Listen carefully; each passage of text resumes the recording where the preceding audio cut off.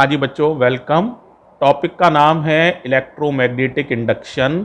IIT वाली sheet है ये एलएन की। और बेटे एक्सरसाइज 1 में इन क्वेश्चंस को ई असाइनमेंट के ये सवाल हैं 7, 8, 10, 13, 14, 17 और 18। इन सवालों को हम डिस्कस कर रहे हैं। बच्चों ने ये सवाल पूछे हैं। मेरी बुक में इनके नंबर थोड़े से अलग हैं, तो मैं बुक में से सवाल पढ़ूंगा और आपके साथ उन पर चर्चा करूंगा। ठीक है, ध्यान दीजिएगा। पहला सवाल क्वेश्चन नंबर 7 है। तो देखो, as a result of change in magnetic flux linked to the close loop shown in figure, ये वाला फिगर है, shown in figure an EMF V volt is induced in the loop. The work done in taking a charge Q coulomb once along the loop is. तो ये तो बेटा बहुत ही आसान है। आपको पता है जब भी पोटेंशियल डिफरेंस हो तो हमें वर्क डन करना पड़ता है Q डेल्टा V। Q माने जिस चार्ज को कैरी कर रहे हो, डेल्टा V माने पोटेंशियल डिफरेंस। ठीक है, तो कितना वर्क डन करना पड़ता है? Q delta V। अब चार्ज आप ले जा रहे हैं कैपिटल Q और पोटेंशियल डिफरेंस या इंड्यूस्ड EMF जो भी आप कहना चाहें वो V है, तो वर्क डन करना पड़ेगा W बराबर QV। तो सही ऑप्शन जो करेक्ट हो जाएगा वो हो जाएगा ए इज द करेक्ट ऑप्शन। बहुत आसान है। एक सवाल और ले रहा हूं। 7 के बाद है ई असाइनमेंट में क्वेश्चन नंबर 8। मेरी बुक में क्वेश्चन नंबर वो 9 है। एक बार मैं पढ़ दे रहा हूं। Figure shows 3 regions of magnetic field each of area A. 3 region है। एक ना इस तरह से रीजन दिया हुआ है बेटे, इसमें मैग्नेटिक फील्ड डाउनवर्ड है। एक इस तरह से रीजन दिया हुआ है, इसमें भी मैग्नेटिक फील्ड डाउनवर्ड है। और एक इस तरह से रीजन दिया हुआ है, इसमें मैग्नेटिक फील्ड अपवर्ड है। केयरफुली देख सकते हैं आप। और इस तरह से बच्चों एक रीजन सा इन्होंने बनाया हुआ है। ठीक है, और इस तरह से करंट चलती हुई दिखाई है। मैग्नेटिक फ्लक्स में चेंज हो रहा है, इसकी वजह से करंट चल रही है। तो कहते हैं इस तरह से हर किसी का एरिया ए है। Magnetic field decreases at a constant rate alpha. dB upon dt, rate of change of magnetic field जो है वो है माइनस अल्फा। माइनस क्यों? क्योंकि डिक्रीज हो रहा है। तो magnetic field is decreasing at a constant rate alpha. तो चेंज इन मैग्नेटिक फील्ड जो है, rate of change of magnetic field वो अल्फा है बेटे, है ना। अब आपसे पूछा जा रहा है, ध्यान से सुनिए, आपसे पूछा जा रहा है E is the induced electric field, then value of line integral of electric field E dot dr पूछा गया है। ध्यान दीजिएगा जरा, E डॉट dr पूछा गया है। Integral E dot dr। पहले तो आपको एक बात ये मैं बता दूं, line integral of electric field potential difference ही होता है, नेगेटिव पोटेंशियल डिफरेंस। याद भी रखिए, line integral of electric field equals to negative potential difference. ये ध्यान रखना है, यानी ये माइनस ई के बराबर है। और ई की वैल्यू तुम्हें पता है minus D phi upon D t होती है। तो ये हो जाएगा ई डॉट डी आर को आप कह सकते हैं, बोलो कितना, d phi upon D t. कौन सा फ्लक्स? मैग्नेटिक फ्लक्स, इसलिए बी लगा दिया है। ये आपको मैंने बताया भी हुआ है, आप समझ भी सकते हैं। Line integral of electric field equals to negative potential difference. Potential difference E है, इंड्यूस्ड EMF, और ई की वैल्यू होती है minus D phi upon D T. तो ये आ जाएगा D phi upon D T, right. अब D phi upon D T का भी मतलब बताओ क्या हो गया? डी डी टी ऑफ, बोलो कितना हो जाएगा? फाई का मतलब होता है बी इंटू ए, राइट। अब बताओ कितना हो जाएगा? D d t of B, और एरिया, एरिया तो चेंज हो नहीं रहा है तो डिफ्रेंशिएशन सिर्फ बी का होगा, ए तो अलग रहेगा। अब d B upon D t तुम्हें कितना दिया हुआ है? अल्फा, माइनस का, डिक्रीज हो रहा है तो माइनस अल्फा। और एरिया ए, आप कह सकते हैं सर एरिया 3A लिखिए, ए 3 बार है, नहीं, ये वाला चेंज और ये वाला चेंज तो आपस में ही कैंसिल हो जाएंगे, क्योंकि ये देखो डाउनवर्ड है, ये अपवर्ड है, तो डाउनवर्ड में जितना चेंज होगा अपवर्ड में उतना ही चेंज अपोजिट होगा, तो कैंसिल हो जाएंगे, तो सिर्फ एक ही बचेगा, ये ए। तो इसीलिए अल्फा ए। अगर ये तीनों एक ही दिशा में होते, ये भी डाउनवर्ड होता, तो फिर यहां हम 3a लिखते।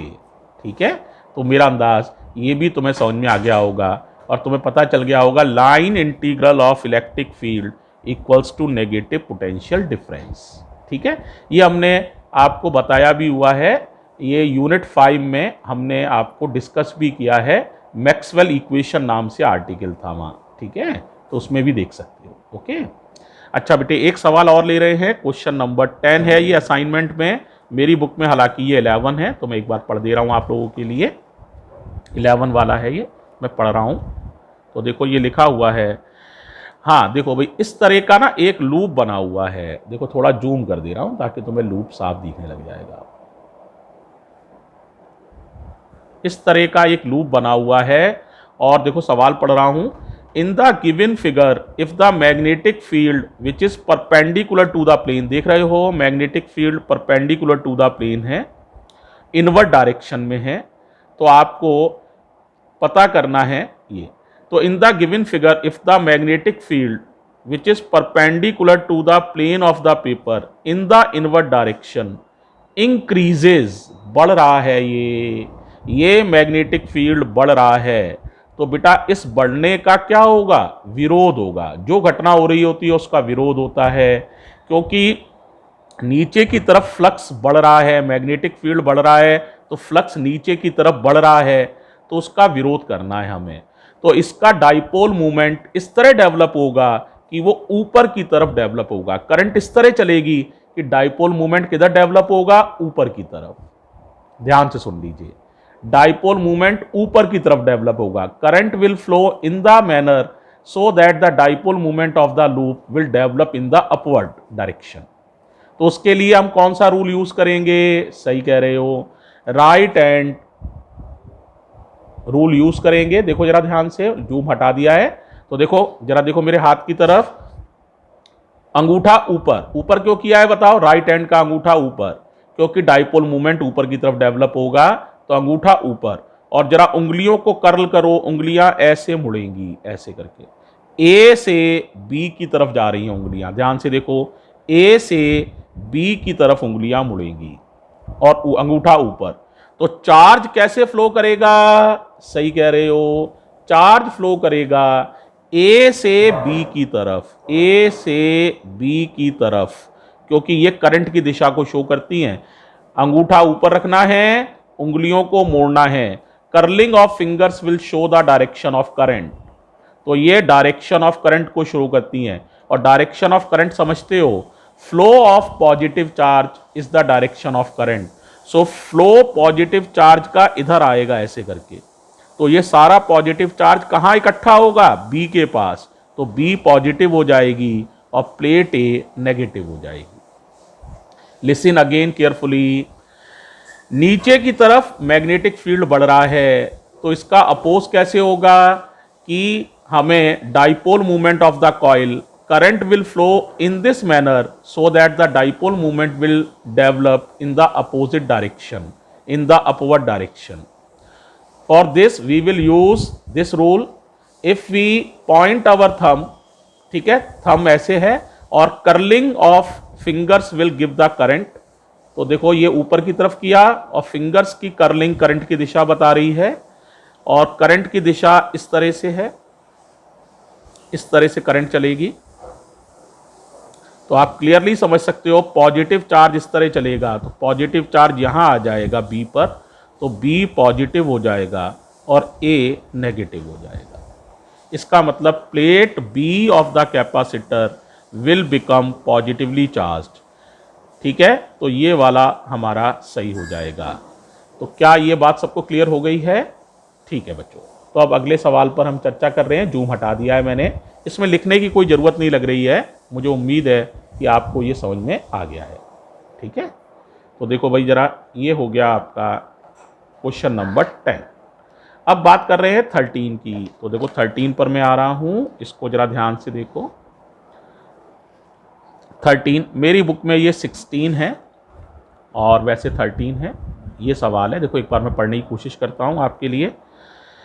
तो देखो बेटे, A B is a resistance less conducting rod which forms a diameter of a conducting ring of radius r rotating in a uniform magnetic field B as shown. The resistors R1 and R2 do not rotate, then current through the resistor R1 is। तो देखो मैं एक बार diagram आपको दिखा देता हूं, बहुत आसान है, हाल ही समझ पाओगे। थोड़ा डायग्राम को जूम करने की कोशिश करते हैं। इस तरह से बच्चों डायग्राम,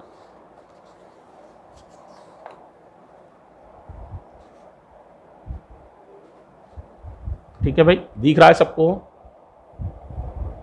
इस तरह से डायग्राम, ठीक है। अब देखो बेटे, ये रॉड है, कंडक्टिंग रॉड है और ये घूम रही है। मैंने ये तुम्हें पढ़ाया था, जब भी कंडक्टिंग रॉड घूमती है तो उसके घूमने से उसके सिरों के बीच में मैग्नेटिक फील्ड में अगर रॉड को घुमाया जाएगा तो उसके सिरों के बीच में एक इंड्यूस्ड ईएमएफ डेवलप हो जाता है। इसका डेरिवेशन भी मैंने किया था। इसकी वैल्यू होती है half B L square omega, जहाँ एल जो होता है रॉड की लंबाई होती है, हाफ तो हाफ ही है, बी मैग्नेटिक फील्ड है, एल इस रॉड की लंबाई है, half B L square omega. तो इतना इंड्यूस्ड ईएमएफ इसके सिरों के बीच में डेवलप हो जाएगा। तो ए और बी के बीच में कितना ईएमएफ डेवलप हो जाएगा बताओ? Half B L square omega. अब यहां पर देखो, इसकी रेडियस एल का मतलब उसकी रेडियस था वहां पर, रॉड की रेडियस, यानी कि ये सर्किल बनता है, इसकी रेडियस एल होती है। यहां पर सर्किल की रेडियस आर है, स्मॉल आर। तो आप क्या लिखेंगे? Half B r square omega. याद रखिएगा, वहां पर एल या आर जो भी लिए गए हैं वो सर्किल की रेडियस को डिफाइन करते हैं। तो हमें यहां पर भी रेडियस ऑफ द सर्किल लेनी है। तो radius of circle small r है, तो ईएमएफ जनरेट हो जाएगा half B r square omega. अब तुम्हें निकालना है R1 में बहने वाली करंट। अब करंट कैसे निकालोगे बताओ भाई? करंट निकालना तो बहुत आसान होता है, वोल्टेज अपॉन रेजिस्टेंस। तो वोल्टेज है वही half B r square omega, तो डिवाइडेड बाई R1, इतनी करंट इसमें बहेगी, ठीक है। क्योंकि बाकी कहीं रेजिस्टेंस नहीं है, सिर्फ R1 यहां से यहां तक रेजिस्टेंस है। अगर R2 में बहने वाली करंट निकालनी होती तो R2 का डिवाइड करोगे, R1 में बहने वाली करंट निकालनी है तो it will be half B small r square omega divided by R1। एक बार लिख के भी दिखा दे रहा हूं कॉपी में, देखो वैसे तो बहुत आसान है, एक बार लिख के दिखा देता हूं बेटा। देखो जूम हटा रहे हैं तो देखो जरा भाई कितनी हो जाएगी करंट, देखो जरा केयरफुली। कौन सा नंबर है समझ रहे हो? ये क्वेश्चन नंबर तुम्हारी बुक का है, ये ई असाइनमेंट का 13 नंबर का सवाल है। तो मैंने बोला ईएमएफ कितना जनरेट होगा? Half B radius of circle which is r square omega, इतना ईएमएफ या पोटेंशियल डिफरेंस जनरेट होगा। ओके, अब तुम्हें क्या निकालनी है? करंट। करंट होती है V अपॉन आर, तो V अपॉन R1, R1 में बहने वाली निकालनी है, तो it will be half B r square omega divided by R1। इसका डेरिवेशन मैंने तुम्हें इस चैप्टर में बताया भी हुआ है, ठीक है। तो उम्मीद है ये वाला भी बेटे तुम्हें अच्छे से क्लियर हो गया होगा। तो देखो अब हम 14 की तरफ चर्चा कर रहे हैं, तो पेज बदल रहा हूं बेटा मैं, तो देखो जरा अगले पेज पर हम पहुंच रहे हैं। तो कौन कौन से क्वेश्चन थे तुम्हारे उनको देख लेते हैं। 14, 17 और 18 हम इसमें डिस्कस करेंगे। 14, 17 और 18। 14 वाला ले रहे हैं, तो देखो मेरी बुक में उसका नंबर थोड़ा सा अलग होगा, सवाल है इसमें। तो ये है आपका 14। देखो कुछ इस तरह का है, ये डायग्राम बना हुआ है। सवाल मैं पढ़ देता हूं आपको एक बार। A B and C D दिख रहा है डायग्राम में, ए बी सी डी देखो, आराम से दिख रहा होगा अब। तो देखो लिखा क्या है, ध्यान से देखना। A B and C D are fixed conducting smooth rails. ये स्मूथ रेल्स हैं, इस तरह से तार हैं, स्मूथ रेल्स हैं, ए बी और सी डी, इस तरह से दिया है। Placed in a vertical plane. Vertical plane में ध्यान रखना, ये वास्तव में ऐसे नहीं है लेटी हुई, ए बी और सी डी वर्टिकल प्लेन में है, ये ध्यान रखना, ठीक है। Joined by a constant current source at its upper end. ऊपर देख रहे हैं इनमें बह रही है current. P Q is a conducting rod. P Q एक कंडक्टिंग रॉड है which is free to slide on the rails, जो रेल्स पर फ्री टू स्लाइड आसानी से चल सकती है। तो देखो तुम्हें पता है, इसमें से आप बताओ इस पर क्या कोई फोर्स लगेगा? ऑफ कोर्स लगेगा। कितना लगेगा? आई बी एल, क्योंकि सब आपस में परपेंडिकुलर है, लेंथ इधर है, मैग्नेटिक फील्ड परपेंडिकुलर है, तो फोर्स कितना लगेगा भाई? आई बी एल साइन थीटा होता है, थीटा 90 डिग्री हो गया, तो फोर्स लगेगा आई बी एल। ठीक है, क्लियर है। अब आई बी एल क्या करेगा? इसके नीचे जाने का विरोध करेगा। ये वेट की वजह से नीचे जाएगी, तो वेट तो इसका नीचे काम करेगा। अब आई बी एल इसका विरोध करेगा, तो आई बी एल किधर लगेगा? ऊपर की तरफ। ये फोर्स ऊपर की तरफ आई बी एल, जो इसके नीचे जाने का विरोध करेगा। क्लियर हो गया सभी को? mg की वजह से रॉड नीचे जाना चाहेगी, नीचे जाना चाहेगी, तो आपको पता है जो हो रहा होता है, ये फोर्स जिससे मैग्नेटिक फ्लक्स में चेंज होता है, उसका काम होता है उसका विरोध करना। रॉड नीचे जाना चाहती है तो आईबीएल ऊपर की तरफ लगेगा और रॉड के नीचे जाने का विरोध करेगा। अब बताओ कितनी पॉसिबिलिटीज हैं? 2, बल्कि 3 कह लो। अगर आईबीएल और एमजी बराबर होंगे तो रॉड अपनी जगह पे ही रहेगी, ना नीचे जाएगी ना ऊपर जाएगी। अगर आईबीएल बड़ा हो गया तो रॉड ऊपर की तरफ जाएगी एक एक्सीलरेशन से। इक्वेशन लिखोगे आईबीएल माइनस एमजी बराबर एम ए, तो रॉड ऊपर की तरफ जाएगी एक्सीलरेशन से। और कहीं एमजी बड़ा हो गया तो इक्वेशन लिखोगे एमजी माइनस आईबीएल बराबर एम ए, तो रॉड नीचे जाएगी। तो 3 संभावनाएं हो सकती हैं। रॉड स्टेशनरी भी रह सकती है अगर आईबीएल और एमजी बराबर हो जाए। अगर आईबीएल बड़ा हो जाए तो रॉड एक यूनिफॉर्म एक्सीलरेशन से ऊपर की तरफ भी जा सकती है, और अगर एमजी बड़ा हो जाए तो रॉड एक यूनिफॉर्म एक्सीलरेशन से नीचे की तरफ भी जा सकती है। तो इस तरह से ऑप्शन में देखो लिखा है the rod P Q will move downward with constant acceleration, ये भी ठीक हो सकता है।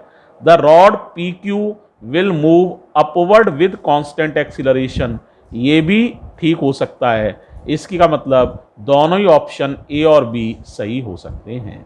तो आप समझ गए होंगे इसका जवाब बहुत आसान सा ही है। ये कौन सा क्वेश्चन नंबर हमने किया है? यस, ये क्वेश्चन नंबर था 14। ठीक है, तो 14 हो गया है। अब अगले सवाल पे चर्चा कर रहे हैं 17। मेरी बुक में ये है लेकिन 21 नाम से है, तो देखो मैं दिखा रहा हूं तुम्हें। तो ये सवाल है, मैं पढ़ रहा हूं, इसको थोड़ा ध्यान से समझना पड़ेगा। थोड़ा सा 3D फिगर है। 2 identical circular coils A and B are placed parallel to each other with their common centers on the same axis.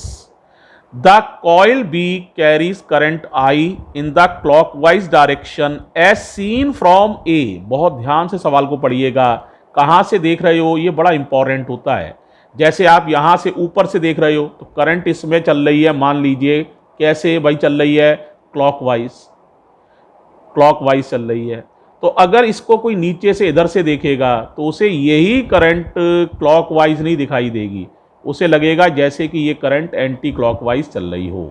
तो याद रखो, ऊपर से देखने से अगर क्लॉकवाइज लग रही है तो नीचे से देखने से सेम करंट एंटी क्लॉकवाइज महसूस होती है ना। तो ऊपर कौन सा पोल बना? साउथ, तो नीचे कौन सा बनेगा? नॉर्थ। इसीलिए ये डाइपोल बन जाती है कॉइल। ठीक है, ये मैंने समझाया भी था, एक बार रिपीट भी कर दिया है। इसी जो मतलब इसी चीज पर बेस्ड है सवाल तुम्हारा, तो ध्यान देना बच्चों। तो आप समझ गए कितनी कॉइल्स हैं? 2 A और B पैरेलल रखी हुई हैं, सेंटर सेम एक्सिस पर हैं, coil B carries a current I in the clockwise direction as seen from A. What would be the direction of the induced current in A seen from B when the current B is increased? Current in B is increased. The coil B is moved towards A, keeping the current in B constant. तो देखो ध्यान से सुनिए, अब जरा मैं एक बार आपको दिखाने की कोशिश करता हूं। ये कॉइल जो है B है, कॉइल B। ये जो है कॉइल A है, ध्यान से देखते जाना, इसको B मान लिया है, इसे A मान लिया है, कोई दिक्कत नहीं होनी चाहिए। अब देखो पहली बात ध्यान से देखो, ये इनकी एक्सिस हो गई, कॉमन एक्सिस है,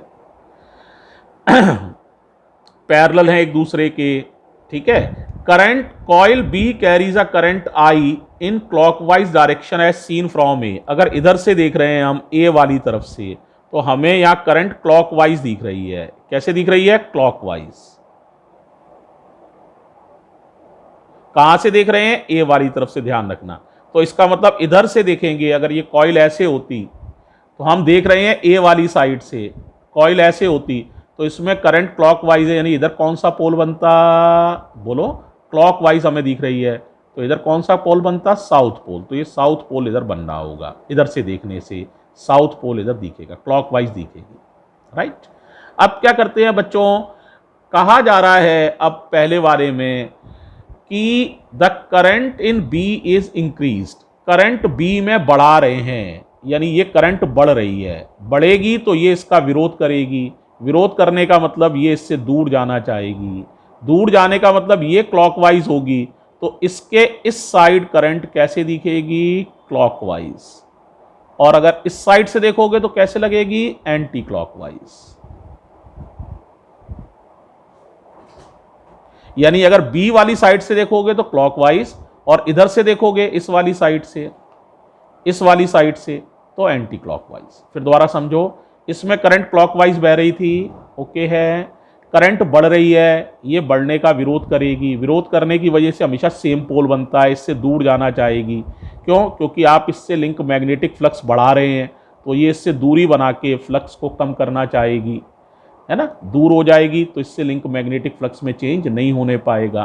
तो इसका मतलब ये क्लॉकवाइज है, तो इसका मतलब सेम पोल बनेगा यहाँ पर भी क्लॉकवाइज, यानी यहाँ से देखेंगे तो इधर क्लॉकवाइज दिखेगा, और इधर से देखेंगे तो एंटी क्लॉकवाइज दिखेगा, ठीक है। तो इसका मतलब बताओ भाई, इधर कौन सा करंट दिखाई देगी? अगर बी की तरफ से देखोगे इधर तो हमें क्लॉकवाइज करंट दिखाई देगी, और अगर इधर की तरफ से देखोगे तो एंटी क्लॉकवाइज। लेकिन वो कह रहा है सवाल में बी की तरफ से देखना है, तो बी की तरफ से ये करंट हमें क्लॉकवाइज दिखाई देगी। क्यों? क्योंकि इसमें करंट बढ़ रही है, करंट बढ़ने का मतलब यहाँ साउथ पोल है, ये इससे दूर जाना चाहेगा, है ना, करंट बढ़ रही है तो अपोज करने के लिए इससे दूर जाना चाहेगा, तो इधर भी कौन सा पोल बनेगा? साउथ, तो इधर क्लॉकवाइज दिखेगी करंट, और इधर बनेगा नॉर्थ पोल, इधर से देखोगे तो करंट एंटी क्लॉकवाइज दिखेगी।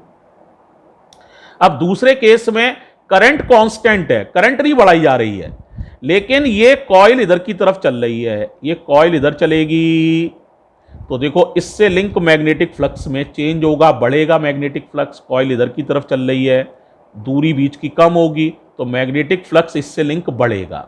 अब ये उसका विरोध कैसे करे कि ये भी यहां सेम पोल बना दे, ताकि रिपेल होके ये भी दूर की तरफ चली जाए, है ना। तो इसका मतलब कौन सा पोल फिर बनेगा? साउथ, और इधर कौन सा बनेगा? नॉर्थ। यानी अगर आप बी की तरफ से देखेंगे तो पहले केस में भी इधर साउथ पोल ही बनेगा, और दूसरे केस में भी इधर साउथ पोल ही बनेगा। पहले केस में करंट बढ़ रही थी, इससे लिंक मैग्नेटिक फ्लक्स बढ़ रहा होगा, जिसका अपोज करने की वजह से ये इधर की तरफ शिफ्ट हो जाएगी, और इसका मतलब ये दोनों पोल एक से बनेंगे। शिफ्टिंग तभी हो सकती है सेम पोल बने, रिपल्शन हो, तो ये साउथ पोल। और फिर ये करंट तो कांस्टेंट है, लेकिन ये कॉइल इसकी तरफ आ रही है, तो इससे लिंक मैग्नेटिक फ्लक्स बढ़ेगा, तो इसका विरोध करने के लिए ये भी इधर शिफ्ट होना चाहेगी, तो फिर साउथ पोल। और अगर वो कहता ए की तरफ से देख रहे हैं, इधर की तरफ से, तो आंसर आता नॉर्थ पोल और नॉर्थ पोल। लेकिन बी की तरफ से देख रहे हैं तो आंसर आएगा साउथ पोल और साउथ पोल। इस तरह से हम इसको आसानी से समझ सकते हैं। आप चाहो तो दो कॉइल ले लो, और थोड़ा सा ध्यान देना है, हमेशा याद रखो, तुम्हें समझाया भी है ये चीज़ बढ़ेगी तो सेम पोल बनता है, और इसमें कोई कमी होगी तो बेटे ये कमी नहीं होने देना चाहती है तो अपोजिट पोल बनता है। बढ़ाओगे सेम पोल, पास लाओगे सेम पोल, दूर ले जाओगे अपोजिट पोल, इस तरह से बनते हैं। ठीक है, तो देखो 17 भी हमारा हो चुका है। अब देखो 18, ये 14 नहीं था, ये 17 हमने डिस्कस किया था। अब 18 डिस्कस करने जा रहा हूं, उसको देखो। 18 में देखो क्या कहते हैं, एक बार मैं पढ़ देता हूं। A rectangular loop of sides a and b is placed in X Y plane. देखो ध्यान से समझो, एक ना ये करंट कैरिंग कंडक्टर है और यहां पर एक लूप रखा हुआ है। अब लूप जो है रेक्टेंगल शेप का है बेटा, इसकी जो साइड है ये वाली ए, ये इसके पैरेलल है, ये वाली साइड वायर के पैरेलल है, और ये वाली साइड आप देख रहे हो वायर के पैरेलल नहीं है। इस तरह से लूप को रखा गया है। अभी मैं सवाल और पढ़ूंगा तो आपको क्लैरिटी और हो जाएगी। इस वायर में से करंट जा रहा है आई। अब ध्यान से सुनना। A rectangular loop of side a and b is placed in X Y plane. ये प्लेन जो है एक्स वाई प्लेन है, कॉपी वाला प्लेन एक्स वाई प्लेन है। A very long wire is also placed in X Y plane. ये very long wire है, ये भी एक्स वाई प्लेन में ही रखी है। Such that side of length a of the loop is parallel to the wire. ये loop की साइड्स जो हैं ये इस वायर के पैरेलल हैं, जैसा कि आप देख पा रहे हैं। The distance between the wire and the nearest edge of the loop is d. ये डिस्टेंस डी है। अब कोई पूछे ये वाली डिस्टेंस बताओ तो ये हो जाएगी डी प्लस बी। इस तरह से डिस्टेंसेस है। ठीक है, तो ये पूछ रहा है the mutual inductance of this system is proportional to. आपको म्यूचुअल इंडक्टेंस के बारे में बताना है, वो किसके प्रोपोर्शनल है। ठीक है भाई, तो देखो जरा, आपको पता ही है फाई का जो फॉर्मूला होता है, एक तरफ तो फाई का फॉर्मूला होता है एम आई, जिससे म्यूचुअल इंडक्टेंस निकल आएगी बेटा, और एक तरफ होता है फाई का फॉर्मूला इंटीग्रल डी फाई। अब आप ये कह सकते हैं सर आप इंटीग्रेट क्यों कर रहे हैं, ये बताइए। देखो बेटे, मुझे ना ये वायर मैग्नेटिक फील्ड पैदा करेगी और ये दूरी पर मैग्नेटिक फील्ड डिपेंड करता है। बताओ वायर का मैग्नेटिक फील्ड कितना होता है, म्यू नॉट अपॉन 4 पाई। फिर बताओ 2i अपॉन आर, लेकिन दूरियां तो अलग अलग है। ये वायर यहाँ से अलग दूरी पर है, यहाँ से अलग दूरी पर है, यहाँ से अलग, तो मैग्नेटिक फील्ड जो होगा वो क्या होगा, वेरिएबल पैदा होगा। इसके लिए इंटीग्रेट करके हमें कुल मैग्नेटिक फ्लक्स कैलकुलेट करना पड़ेगा। तो देखो भाई, मान लीजिए हमने एक पट्टी ले ली है, ये बहुत पतली पट्टी है ये, इसकी मोटाई कितनी है dx और यहाँ से दूरी कितनी है x। तो ये पट्टी ले ली है, इसकी लंबाई कितनी है ये समझ सकते हो, ये है a लंबाई है, dx मोटाई है, और इस वायर से इसकी दूरी x है। तो हम डी फाई को इंटीग्रेट करेंगे तो फाई निकल आएगा, उसे mi के बराबर करेंगे तो हमारा आंसर आ जाएगा। तो सबसे पहले डी फाई क्या होता है बताओ भाई, बोलो क्या होता है डी फाई। एक तो आपको b लिखना पड़ेगा और उसमें एरिया का, ये जो छोटा सा एरिया है d, क्या वैल्यू है एरिया की, एरिया होता है लंबाई गुणा चौड़ाई, तो a dx, ये एरिया हो गया a dx, इसका गुणा करना पड़ेगा। b into area of the strip, area of the strip है a dx, लंबाई a चौड़ाई dx, तो a dx। फाई का फॉर्मूला मालूम है ना, बी ए कॉस थीटा होता है। तो बोलो भाई कितना हो जाएगा। अब बताओ मैग्नेटिक फील्ड इसी स्ट्रिप पे लिखना पड़ेगा, तो ये स्ट्रिप x दूरी पर है, तो मैग्नेटिक फील्ड हो जाएगा mu naught upon 4 pi 2i upon r. R माने ये दूरी होती है, ये दूरी x है, तो 2i upon x into a dx। अब हमें ये तो निकल आया इस स्ट्रिप का मैग्नेटिक फ्लक्स। अब इस स्ट्रिप का थोड़ी निकालना है, हमें पूरे लूप का मैग्नेटिक फ्लक्स निकालना है। तो लिमिट बताओ कहाँ से कहाँ तक है, ये लिमिट है d से d प्लस बी तक, तो हमें इंटीग्रेट करना पड़ेगा इन द लिमिट्स d से डी प्लस बी तक। समझ आ गया होगा। x की वैल्यू, लूप यहां से शुरू होता है तो x की मिनिमम वैल्यू d है और x की maximum value d plus b है, x वेरिएबल है। तो बताओ भाई क्या क्या चीजें बाहर आ जाएंगी। म्यू नॉट अपॉन 4 पाई बाहर,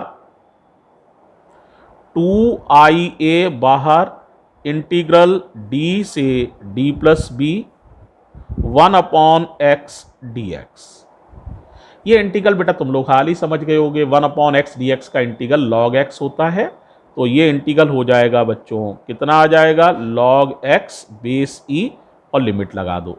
तो ये हो जाएगा mu naught upon 4 pi 2ia, इसका इंटीग्रल हो गया लॉग एक्स बेस ई और लिमिट हो जाएंगी d से d प्लस बी।